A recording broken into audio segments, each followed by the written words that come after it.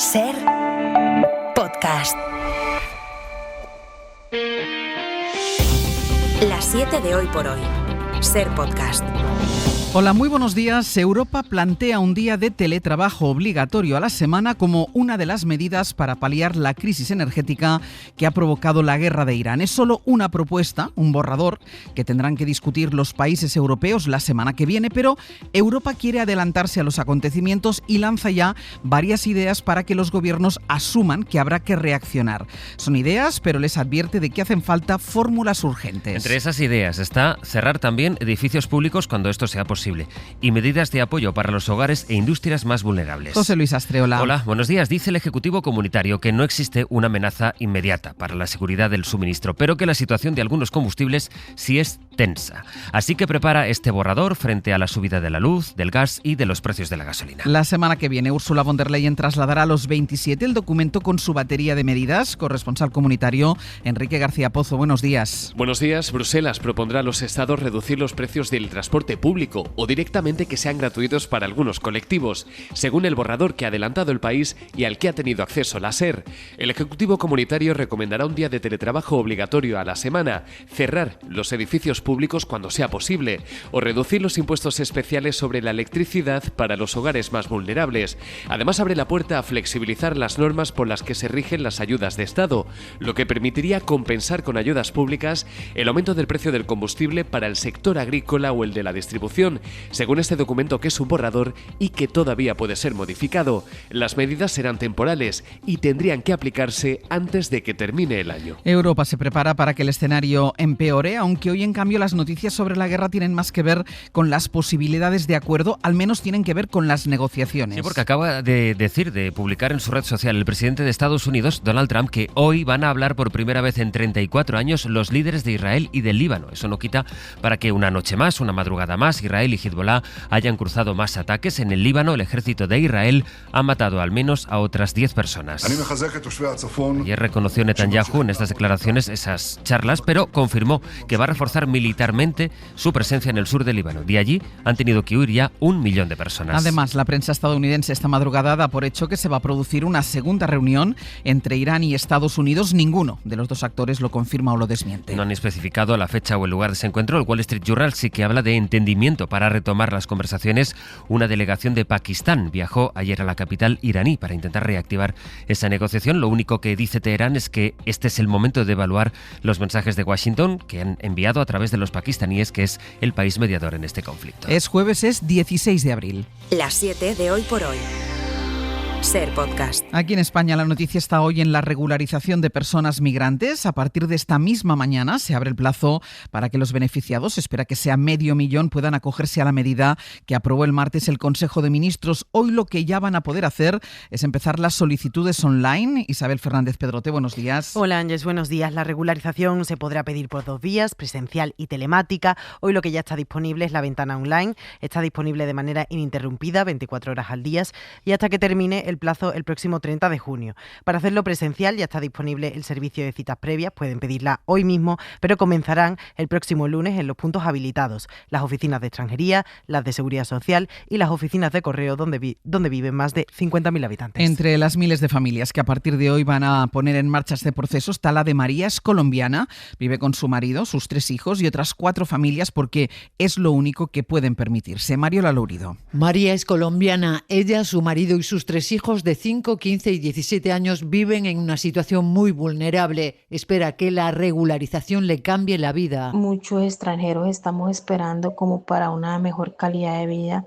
trabajar y tener un empleo digno. Tiene 39 años, trabajan en lo que pueden y en lo que encuentran. Cuando hay por ahí las ferias, ayudando a lavar platos, haciendo limpiezas. Mi marido ha trabajado en fontanería, en ayudante de construcción, en el campo. Y dice que sufre en sus carnes la discriminación por no tener papeles. Sí, a veces se siente uno discriminado porque solamente con el hecho de que a ti te den un trabajo y no te paguen como sabes que te tienen que pagar. Comparten piso con otras 4 familias. Son 14 personas hacinadas en la misma vivienda. Y mi ilusión de tener papeles, de tener un buen trabajo digno es poderme conseguir un piso para poder vivir con mi familia dignamente. María tiene ya todos los documentos preparados para pedir el permiso de residencia y trabajo. Cáritas le ayudará a tramitarlos y dice que está de acuerdo con que se exija el certificado de antecedentes penales. Ellos han huido de Colombia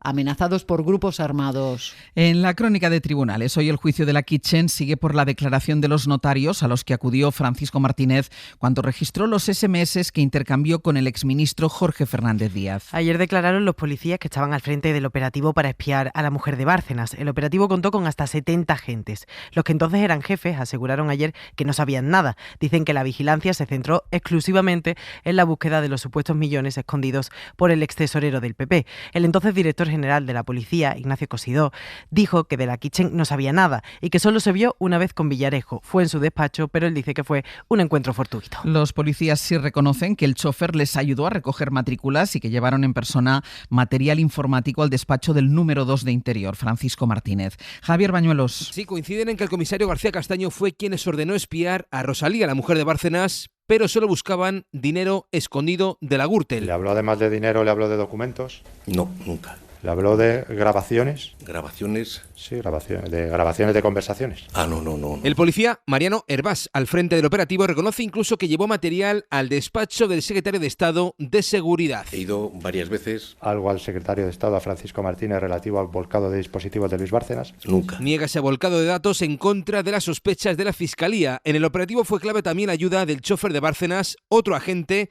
Francisco González, ha confirmado que les daba matrículas, incluso la ubicación exacta de la mujer de Bárcenas. Yo sé que cuando se nos perdía el objetivo, que el objetivo era Rosalía, llamaba a Enrique García Castaño para que me diera la posición. Admite también que utilizaron cámaras de videovigilancia frente al despacho del abogado de Bárcenas, Javier Gómez de Liaño. En el caso Mascarillas, declaró ayer como testigo en el Supremo quien entonces era presidenta de Adif, Isabel Pardo de Vera. Ella está imputada en la Audiencia Nacional por cooperar en la contratación de la expareja de Ábalos, Jessica Rodríguez. Niega presiones para su contratación en Adif y dijo que solo reenvió su currículum sin mayor importancia, que no sabía quién era la señora. El ministro a mí no me llama por esta señora. O sea, yo soy presidenta de Adif y es imposible que el ministro me llamase. Si alguien me pudo llamar, podría haber sido Koldo. El ministro no. Se desvinculó también de la compra de mascarillas a la empresa de la trama. Dice que Koldo solo le pasó el contacto como una referencia. Asegura que alertó de que el comisionista Víctor de Aldama iba al ministerio con mucha frecuencia. Hoy por hoy noticias. Ser podcast. No se ha cumplido todavía un mes de la entrada en vigor del Real Decreto que permite, al menos durante un mes, pedir una prórroga extraordinaria de hasta 2 años para los contratos de alquiler. El sindicato de inquilinas asegura que la web que habilitaron el pasado 21 de marzo ha recibido 500.000 de visitas. Se han descargado 8.500 modelos del escrito y, según el sindicato, durante las primeras semanas fue tal el pico que tuvieron la página caída durante 24 horas. El Congreso votará la medida el próximo 28 de abril y el Gobierno no tiene los apoyos para que salga adelante. Pablo Anzola, buenos días. Buenos días, sí, medio millón de visitas en 7 días frente a las 20.000 que suele registrar la web del sindicato de inquilinas en circunstancias normales. Allí, además de un modelo para solicitar la prórroga que han descargado ya unas 8.500 personas, hay también una guía para resolver dudas. Es importante que todos los inquilinos sepan que quedan muy pocos días para poder pedir la prórroga y que haya Real Decreto o no haya Real Decreto, nos quedamos en casa. Valeria Arracu es portavoz de esa organización. A menos de 2 semanas de que el decreto de vivienda se vote en el Congreso, la Organización de Consumidores FACU ha enviado un formulario a más de 200.000 socios con instrucciones para solicitar también la limitación al 2% en las renovaciones anuales de los contratos. Es una medida que también recoge ese decreto que, hay que recordar, afecta a los alquileres que vencen o se actualizan antes del 31 de diciembre de 2027. En cadenaser.com pueden encontrar toda la información y una guía con preguntas y respuestas sobre este asunto. En Alicante han empezado ya a declarar los testigos en la causa que investiga las irregularidades en la adjudicación de viviendas de protección oficial en la urbanización Les Naus. Algunos de ellos acabaron en manos de cargos próximos al PP alicantino. Uno de los testigos ha contado que el funcionario de la Consellería de Vivienda que tramitó esa adjudicación reconoció que la había cagado. Su pareja era una de las beneficiarias. Radio Alicante, Elena Escudero, buenos días. Buenos días. Sí, ayer declararon 3 altos cargos de la Delegación Territorial de la Consellería de Vivienda en Alicante y uno de ellos Medios confirmaba que ese técnico de la Consellería que fue sancionado por visarle a su mujer una de las viviendas protegidas ha regresado a sus puestos, lo hacía el lunes pasado, tras haber reconocido que la había cagado, literalmente. Manuel García Ontiveros es uno de los abogados. Cuando salta esto, desde Valencia llaman al director territorial de aquí, que ha declarado hoy, y le preguntan por el nombre de una señora que al final resulta ser la mujer de este técnico. Habla con este técnico que le contesta: lo siento, la he cagado y asumiré todas las responsabilidades. Este funcionario era el responsable único de todos los expedientes de las viviendas, después de que fuera él quien se adjudicara por propia iniciativa esa responsabilidad para tramitar y visar en exclusiva las peticiones de VPP en Les Naus. Son diarios los análisis económicos que van recalculando el impacto económico de la guerra. Aquí en España, la AIREF prevé que el déficit suba este año el 2,6% por las medidas del Gobierno para paliar sus efectos. Y eso que también calcula que la inflación va a subir hasta el 3,2%. El FMI, por cierto, asume que en España la polarización política complica las reformas necesarias para impedirlo. Jordi Fábrega. La adopción de medidas para afrontar la subida de costes energéticos derivado del conflicto en Oriente Medio hará que la economía española acabe este 2026 con una subida del déficit público. La AIREF calcula que el descuadre será del 2,6%. Eso son 6 décimas más que lo calculado hasta ahora. Esta es su nueva presidenta, Inés Olondriz. El coste de todas estas medidas son esas 6 décimas de PIB que aumenta el déficit, y además es un coste que se concentra fundamentalmente en la Administración Central. También el Fondo Monetario Internacional avisa de que en los próximos años la economía española tendrá que convivir con un déficit que no bajará del 2%. De hecho, en el cuadro macroeconómico que acaban de presentar con las proyecciones hasta 2031, el fondo prevé que el déficit público oscile entre el 2,1% este año y el 2,2% a final de este periodo. Hoy por hoy noticias. Ser podcast. Momento de conocer algunas historias del ámbito local, algunas noticias que hoy nos llegan desde Bilbao con Isabel León. Egunon. ¿Qué tal, Egunon? Y de Castilla-La Mancha, Ariadna Burgos. Buenos días. Buenos días. Bueno, la que se espera este fin de semana en Sevilla con la final de la Copa del Rey, y hay incluso alguien, Isabel, que ha viajado de Japón a Sevilla por la Real Sociedad. Dentro de la cuenta atrás que diariamente vamos alimentando y alentando de cara a la final del sábado, en la que ya te digo que sí, que se va a liar importante en Sevilla. Estamos conociendo y trasladando en antena historias de apego, de corazón churiurdin, y una de ellas es la historia de Tsubasa Kumano, un japonés que vino a estudiar a Donosti, que se enamoró de la ciudad, de la Real y del euskera, de hecho lo habla mejor, casi mejor que el castellano. No ha dudado ni un segundo en programar ya desde Japón su viaje para este fin de semana. Ordan, como Japoniatik ere beti animatzen ari gera, ere-arrentzat, beti ere-arrekin, eta desde Japón también estamos animando siempre estamos con la Real. También vendrán a Sevilla algunos de fuera, incluso de San Sebastián, así que, por favor, ganad. Por favor, ganad, decía. Ojo que las historias de aficionados de la Real que vienen desde Tokio, sí, pero las hay también bien bonitas en España, porque ya os cuento también que se han organizado hasta 5 autobuses, por ejemplo, en la localidad extremeña de Quintana de la Serena, y es que muchos guipuzcoanos de Anchola, de Vergara, de Arrasate tienen allí orígenes y, por tanto, segundas residencias, y la afición es tan grande que el viernes sale ya esa caravana. Para no perdérselo, he flipado con el euskera de este japonés, pero he flipado. No, es de alucinar. No, totalmente. La Universidad de Castilla-La Mancha en Toledo, Ariadna, busca el reclamo de los turistas para que coman en su cafetería.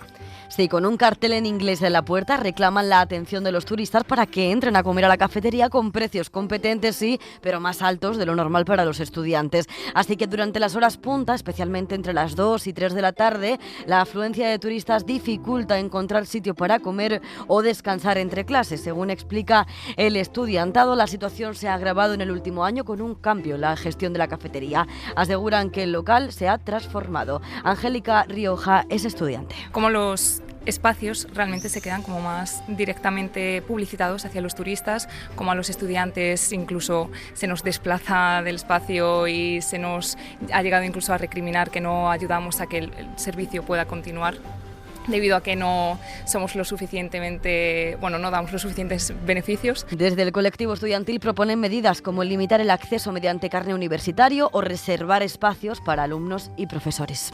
La Ertzaintza ficha a la perrera municipal de Vitoria como cantera de perros policía. El Gobierno vasco y el Ayuntamiento de Vitoria han llegado a un acuerdo inédito para dar una salida a estos animales abandonados. Algunos son perros callejeros recogidos y acogidos en la perrera para que puedan integrarse en la unidad canina de la Ertzaintza. Los que reúnan las condiciones serán formados durante 3 meses y si consiguen superar las pruebas se van a convertir efectivamente en perros policía. María Ubarrechena, portavoz del Gobierno vasco. Los animales que por su edad y características sean susceptibles de adiestramiento e integración pasarán un periodo de prueba de hasta 3 meses para comprobar cómo se desenvuelven en este tipo de trabajo que presta apoyo no solo a la Ertzaintza, sino también a las policías locales o a Protección Civil.